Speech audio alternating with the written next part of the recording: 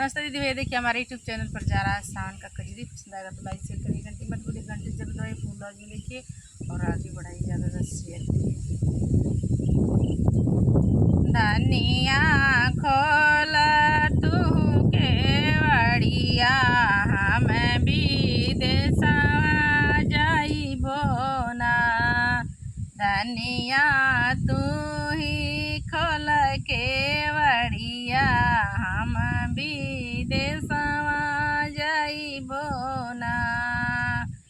विदेशवा जाइबो ना, हम विदेशवा जाइबो ना।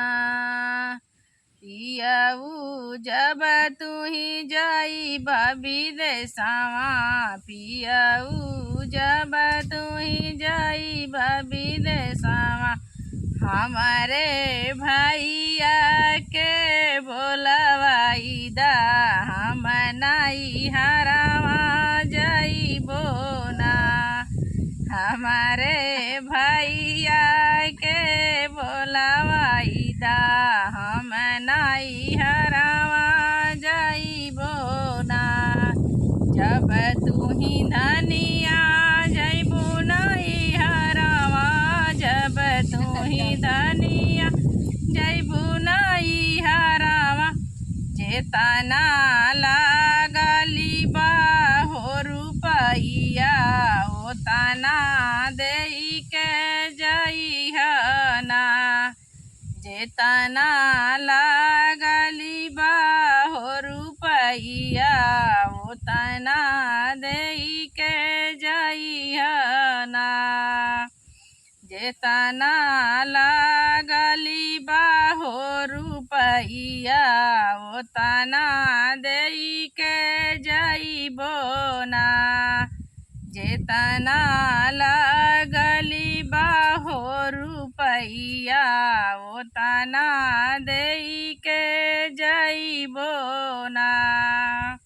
जैसन रहली पिया पापा के घरवा, जैसन रहली पिया पापा के घरवा, ओइसन हमके कई के जइहना।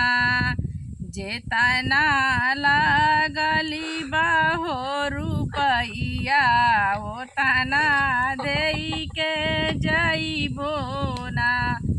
जेतना लागली बाहो रुपैया, ओतना देई के जइहना।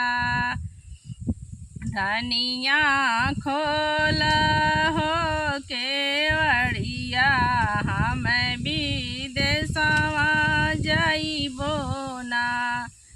धनिया खोल हो केवड़िया, हम विदेशवा जाइबो ना। जैसन रहलू धन पापा के घरवा, जैसन रहलू धन पापा के घरवा, ओइसन बना होबू ना। ओइसन बना होबू ना। तुहरे गोदी में हो ललनवा, ओइसन बना होबू ना। जैसन रहली पिया पापा के घरवा, जैसन रहली पिया पापा के घरवा, ओइसन हमके कई के जइहना।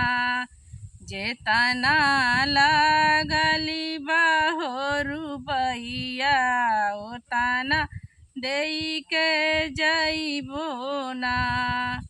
जेतना लागली बाहो रुपैया, ओतना देई के जइबो